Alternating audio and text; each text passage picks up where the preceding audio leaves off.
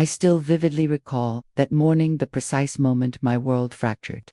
If someone had told me a heart could shatter from mere words, I wouldn't have believed it, not until I witnessed the man I loved most walk away, abandoning me and our newborn twins. I once thought love could conquer all, that, as long as we were together, nothing could tear us apart, but I was wrong. Love, it turns out, isn't always strong enough to triumph over greed, ambition, and the manipulations of a woman who calls herself a mother. That was the day I realized my children and I had never truly belonged in his world. I met Daniel one autumn afternoon, New York's small streets, carpeted in golden leaves. I was a newly arrived interior designer, fresh out of college and seeking opportunities. Daniel Montgomery, on the other hand, was the heir to the Montgomery & Co. real estate empire, a powerful family with luxury properties spanning from Manhattan to Los Angeles. I knew none of this when we first met by chance at a small street-side cafe. Back then, Daniel was just a charming man with a warm smile and bright blue eyes that sparkled when he looked at me. Not a man burdened by the weight of an entire dynasty. We fell in love quickly, as young couples often do, brimming with passion and hope. Daniel wasn't like other wealthy men. He never flaunted his money or acted distant or arrogant. Instead, he was kind, gentle, and made me feel like I was the only person in his world. Those first months were the happiest of my life. I loved him with all my heart, never realizing that love alone wouldn't be enough to withstand the crushing weight of the Montgomery name and its legacy. When I became pregnant, Daniel was overjoyed. He held me close, promising to protect me and our child forever. But love and promises weren't strong enough against his mother, Margaret Montgomery, a woman with piercing gray eyes and a heart of steel. I remember our first meeting, just a week after Daniel learned about the pregnancy. She invited us to a lavish party at the Montgomery estate, where crystal chandeliers illuminated walls adorned with famous artworks. The moment I stepped inside, I knew I didn't belong. Women in extravagant gowns scrutinized me, while men, mostly family business associates, barely acknowledged my presence as they navigated the grand, power-filled room. Margaret Montgomery sat at the center, a glass of red wine in hand, her cold gray eyes scanning me from head to toe. She showed no immediate hostility, only a polite yet utterly insincere smile. But I knew, from that very first moment, she had already deemed me unworthy. "Daniel tells me you're pregnant," she said, her voice devoid of real emotion. How unexpected. I didn't know how to respond. I tightened my grip on Daniel's hand, feeling the tension in his body. He forced a weak smile, trying to maintain a pleasant atmosphere, but I could see the worry in his eyes. Throughout the entire evening, Margaret said nothing more to me, but I knew this wasn't over. As I feared, Daniel began to change a few days later. He became distant, lost in thought, often sleepless, and constantly received mysterious phone calls from his mother. When I asked, he simply reassured me that everything was fine, that I had nothing to worry about. But the unease inside me grew stronger with each passing day. By the time I gave birth to our twins, I was certain something was wrong. Daniel was still there at the hospital, still smiling gently as he held our babies. But an invisible wall stood between us, a distance I couldn't cross. And then, on that fateful morning, I got my answer. Daniel stepped into our small apartment, his eyes hollow, his shoulders heavy, as if he carried a mountain. I was holding our newborns, gently rocking them to soothe their cries. When I saw him, I smiled, believing he had come to start our new life together. But that smile quickly faded when I saw the look on his face. "We need to talk," he whispered. I placed the babies in their crib and turned to him with growing concern. "What's wrong, Daniel?" He didn't answer immediately. He swallowed hard, his eyes avoiding mine. "I can't do this anymore," he finally said, his voice weak and trembling. "I just can't." My heart stopped. "Can't do what?" Daniel took a deep breath, as if the words he was about to say would destroy everything. I have to leave." The air in the room turned ice cold. I felt my heart shattering, each fragment piercing deep into my chest. "Leave," I repeated, my voice barely a whisper. "What do you mean, Daniel?" He looked at me with tortured eyes, but there was no hesitation in his expression. He had already made up his mind. "My mother was right," he said, his voice thick with emotion. "We don't belong in the same world. I can't stay." Tears streamed down my face before I could stop them. I shook my head, refusing to believe what I was hearing. "You're leaving me." leaving your own children. Just because she told you to. Daniel didn't respond. In that moment, I realized the man I loved was gone. In his place stood a coward, a puppet controlled by his mother, a man willing to trade his wife and children for the security of his inheritance. Daniel turned his back on me and walked toward the door. I wanted to scream, to run to him and beg him to stay, but my body was frozen. "I'm sorry," he said, but he didn't dare look back. The door slammed shut behind him, leaving me alone with our newborn twins and a shattered heart. I sat there, staring at the closed door where Daniel had just walked out. A part of me still hoped it would open again, that he would return and tell me this was all just a nightmare, but that didn't happen. In this tiny apartment, it was just me and my two newborns, completely unaware of the loss I was carrying. Tears fell silently down my face as I gazed at the two fragile lives in the crib. They had no idea their father had just turned his back on them, abandoning me to raise them alone. The first days after Daniel left were the darkest of my life. I couldn't eat, sleep, or do anything except hold my baby's clothes and cry. At night, the apartment felt empty and unbearably cold. The sound of their tiny cries echoed off the walls, blending with my own muffled sobs. I was completely drained, physically and emotionally. My body still ached from childbirth, but the physical pain was nothing compared to the feeling of being abandoned. I couldn't forget the moment Daniel stood there, his eyes filled with guilt but no real struggle. He had chosen the easiest way out, walking away. All the promises of love and devotion had suddenly turned into meaningless words. During those days, I felt like a different person. I let myself drown in despair, shutting out the world entirely. My phone rang countless times. Friends, acquaintances, people worried about me, but I never picked up. I didn't know how to face them, didn't know what to say when all I had left was a broken heart and two babies depending on me. But then, one night, as rain tapped against the window, a truth I couldn't ignore finally settled in. I didn't have time to grieve anymore. These two little souls needed me. If I continued like this, who would take care of them? Who would hold them when they were sick, when they needed love and warmth? Daniel had chosen to walk away from them, but I never would. I wiped my tears, took a deep breath, and for the first time in days, I told myself I had to get up. The next day, I started looking for a job, but life wasn't as easy as I'd hoped. Before my pregnancy, I worked at a small interior design firm in Manhattan. However, as my due date approached, I had to take a break to prepare for the twins' arrival. After Daniel left, I wanted to return to work, only to find my position had been replaced. No one wanted to hire a single mother who had just given birth. Someone who couldn't work late hours or maintain the flexible schedule other employees could. I sent out countless job applications, but every single one was rejected. Some recruiters were blunt, telling me outright I wasn't a good fit because I'd have to devote too much time to my children. Others were more polite, simply stating they needed someone who could give their full commitments, something they didn't believe I could do. Every rejection email felt like another failure, but I couldn't give up. I had no choice but to keep searching.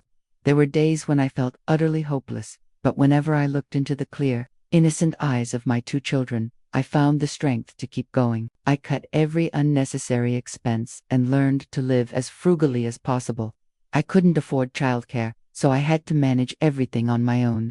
The sleepless nights continued, not because I was grieving anymore, but because my babies woke up in turns throughout the night. I learned how to change diapers with one hand while scrolling through job listings with the other. I focused on remote work, hoping to earn some income while staying home with my children. After weeks of persistence, I finally found a freelance job doing interior design for a small company. The pay wasn't great, but at least it covered our basic needs. I worked late into the night after my children had fallen asleep, with nothing but the glow of my computer screen illuminating the dark room. The following months were a true battle. I was a mother, an employee, and the sole provider for my family.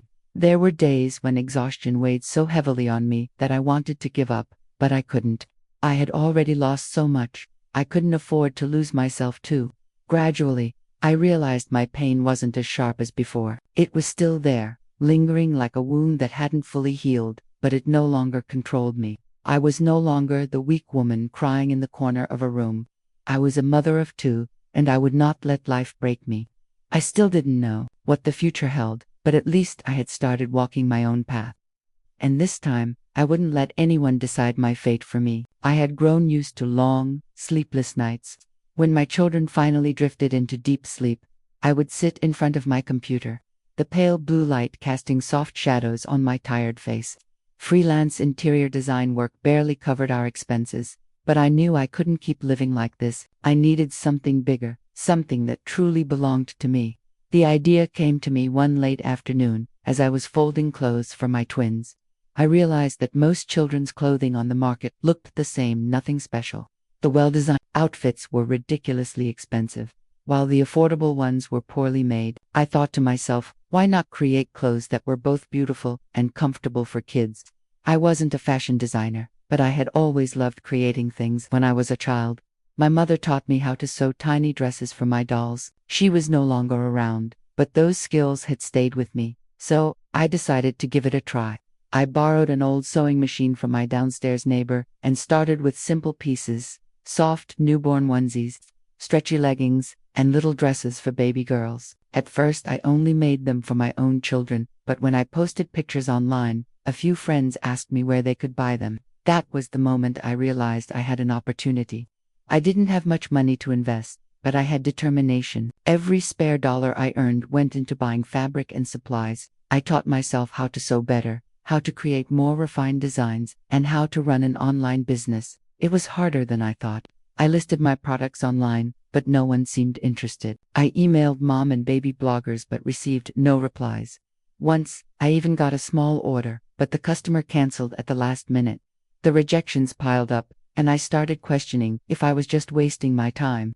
But then one night, as I watched my babies sleep peacefully in the outfits I had made for them, I knew I couldn't give up. I had come too far to turn back. I changed my approach. I took better, more professional photos of my products, built a small website, and started a blog where I shared my journey as a single mother and how I was building my brand from nothing. I joined parenting groups on social media, sharing my experiences while subtly introducing my products. Slowly, little by little, the first orders began to come in. My very first customer was a young mother in Chicago. She ordered a newborn outfit for her baby girl. When I received the payment notification, I burst into tears, not because of the money, but because it was proof that I wasn't hopeless. Then came the second order, the third. Soon, I started receiving messages from mothers thanking me, telling me how soft and comfortable my clothes were for their babies. Some even sent pictures of their little ones wearing my designs, their tiny faces glowing with joy. I named my brand Little Blessings because that's exactly what my twins had given me, a reason to keep going. The following months were an endless battle. I worked day and night, caring for my children, sewing clothes, packing orders, and managing my website. My small apartment had turned into a mini sewing workshop, with piles of fabric stacked everywhere and spools of threads scattered across the floor. Every morning, I woke up before my children to answer customer emails. In the afternoon, while they napped, I cut fabric and sewed. At night, when everything fell silent, I stayed up learning about marketing, advertising, and brand development. I was exhausted, but I had never felt more alive. Then one day, something unexpected happened. One of my posts went viral on social media. A well-known mom influencer on Instagram shared her love for Little Blessings, praising the quality and elegant design of my products. Overnight, my inbox was flooded with messages, and orders skyrocketed. I couldn't believe my eyes. I had to call a friend to help me pack shipments because I couldn't keep up with the overwhelming demand. I quickly found a small local workshop to help produce my most popular designs. In just 6 months, Little Blessings had transformed from a small online shop into a well-established name in the children's fashion industry. I was no longer just working to survive. I was building a future for myself and my children. For the first time in years, I felt proud of myself. One evening, as I was folding clothes for shipping, I received an email from a major mother and baby retail chain in New York. They wanted to collaborate, to bring Little Blessings into their stores. I set my phone down, my hands trembling. This was an opportunity I had never dared to dream of. I turned to look at my sleeping children, my heart swelling with gratitude. I had lost so much, but in the process, I had found myself. And I knew this was only the beginning. I never thought I would be standing here today. From a woman abandoned and struggling in a cramped apartment with 2 infants, I was now running a thriving children's fashion brand. Little Blessings was no longer just a small online store. It had become a recognized name in mom communities, featured in articles about female entrepreneurs, and even made its way onto the shelves of major retail chains. Looking back, my journey still felt like a dream I once thought was impossible. But the most incredible part wasn't the success or the money I had earned. The most incredible part was that I had found myself again. I was no longer the weak woman crying behind a closed door, watching the man who abandoned her walk away. I stood up. I had built a life I could be proud of, one that was mine and mine alone. Every morning, as I wake up in my more spacious apartment, watching my 2 children giggle and run around, I know I am on the right path. I no longer worry about affording milk for them, nor do I spend sleepless nights counting the last few coins in my wallet. Now, I can provide them with a comfortable life. Think about the future without the constant weight of uncertainty pressing down on me. But above all, there's one thing that matters most. I no longer resent Daniel. At first, I thought I would never forgive him. He abandoned me when I was at my weakest, choosing money and power over his own family. But over time, I realized that holding on to resentment only kept me trapped in the past. Daniel no longer had a place in my life, and his existence no longer affected the path I was walking. One day, as I was reviewing my work schedule, I received a text message from an unknown number. Amanda, Daniel, can we meet? I stared at the message, a strange feeling washing over me. It had been years since I had last heard from him. After leaving me, Daniel had completely disappeared from our lives. I had no idea how he had been living, whether he was happy with his decision or not, but none of that mattered to me anymore. I put my phone down without replying. That afternoon, I sat in my small office, browsed the latest designs for my upcoming product line. I couldn't stop my mind from drifting to the past, but this time, it didn't bring me pain. I remembered the day Daniel walked out of our tiny apartment, the crushing despair that consumed me then. But I also remembered everything I had done to rebuild my life. I was no longer that woman. I was stronger, more resilient, and I no longer needed anyone else to complete me. The days that followed were busier than ever. I had an interview with a major magazine about my entrepreneurial journey, a meeting with a business partner to expand my brand, and countless orders to fulfill. Each day was another step forward in the journey I had chosen for myself. And then, one day, I saw Daniel again. It was a Sunday morning when I took my children to the park. As I sat on a bench, watching them run and play, I felt a gaze from a distance. Daniel stood there, just a few meters away from me. He looked completely different from the last time I had seen him. Gone was the confident, proud man he once was. Instead, he looked exhausted, slightly older, and his eyes carried the weight of sorrow. He took a step closer, but I had no intention of standing up or showing any emotion. When he finally stopped in front of me, I simply looked up, waiting. I wasn't sure if you'd even want to see me, Daniel said, his voice hesitant. I remained silent for a long moment before answering. Then why are you here? Daniel glanced at the children before turning back to me. I saw you in the papers, saw your success, and I realized I was wrong. I wasn't surprised. I had expected this.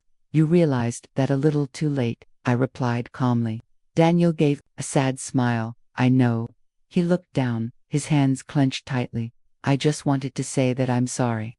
Not because I expect your forgiveness or because I want to come back, but because I truly regret what I did. I gave him a small nod. Are you done? He hesitated, as if he hadn't expected this response from me. I looked directly at him, without anger, without sadness.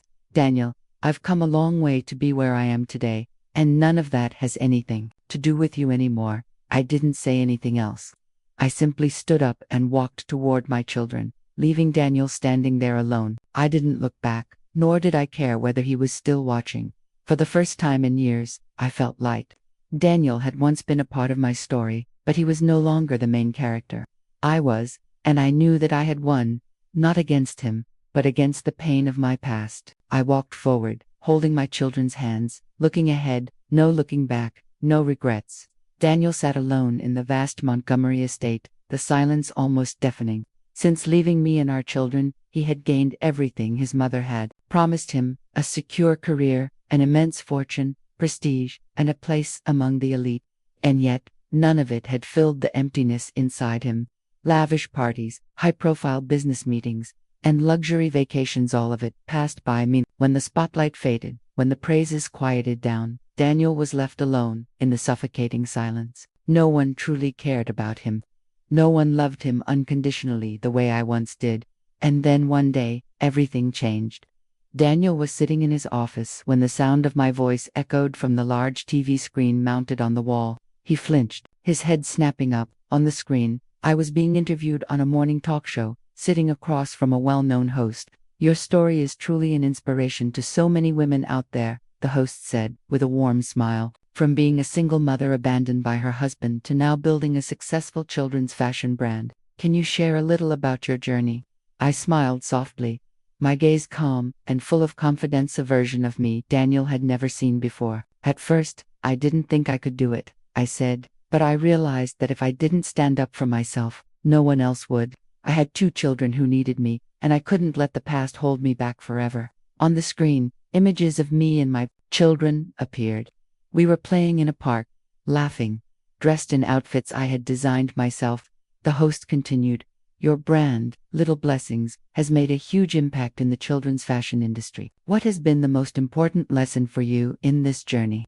I smiled again. The most important thing was learning to believe in myself. I am no longer the woman I used to be, no longer afraid, no longer dependent on anyone. I built my happiness on my own.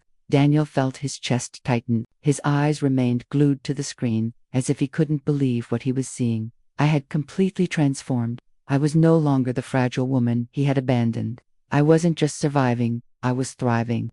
The final image before the segment ended showed me holding my 2 children, all 3 of us smiling radiantly. Daniel turned off the TV, but the images didn't leave his mind. He suddenly realized he had been wrong, so devastatingly, irreversibly wrong. For years, he had tried to convince himself that he had made the right choice, that leaving me was the best decision. But now, seeing me happy and strong without him, he finally understood that he had lost the most precious thing in his life. He couldn't bear the thought that I had truly moved on without him. Without hesitation, Daniel grabbed his car keys and rushed out of the estate. He had no idea what he would say, no idea if I would even want to see him, but he couldn't continue living with this regret any longer. By the time he arrived at my apartment, the sky had darkened. Everything was different from the day he left. Back then, I lived in a small, cramped apartment, but now I had moved into a spacious, elegant home, modern yet warm. Daniel stood at the door, his heart pounding. He wasn't sure how I would react, but he knew he had to try. He rang the doorbell. A few seconds later, the door opened. I stood there, still me, yet no longer the same. I was stronger, more confident, and my eyes no longer carried any trace of sorrow when I looked at him. Daniel opened his mouth but didn't know what to say. I crossed my arms, my voice calm. "What are you doing here?" Daniel swallowed hard. I saw you on TV." I remained silent, waiting. He exhaled, trying to steady himself. "I was wrong, Amanda. I was wrong from the beginning. I should never have left you. I let my mother control my life, and I lost everything." I tilted my head slightly, my expression unreadable. "And now you realize that?" Daniel nodded, his eyes filled with regret. "I know it's too late, but I need you to know that I truly regret it. I don't expect you to forgive me. I don't expect another chance. I just, I need you to know that you were the only person I ever loved." I looked at him for a long moment before replying softly, "Daniel, I don't need that." He froze. "What?" I smiled, but it wasn't a soft smile. It was a smile of liberation. "I don't need to know whether you loved me or not. I've moved on. I've built a life that I'm proud of, and you are no longer a part of it." Daniel stood frozen, as if he had finally come to terms with the truth. I continued, "You chose your path a long time ago, and so did I. Now I'm happy, and I don't need a painful past coming back to disrupt my life." Daniel lowered his head, his eyes filled with sorrow. He knew he couldn't change the past. I took a deep breath and spoke softly, "Take care of yourself, Daniel." Then I closed the door. Daniel stood there for a long moment, staring at the closed door in front of him. A light breeze passed by, carrying a deep sense of loss with it.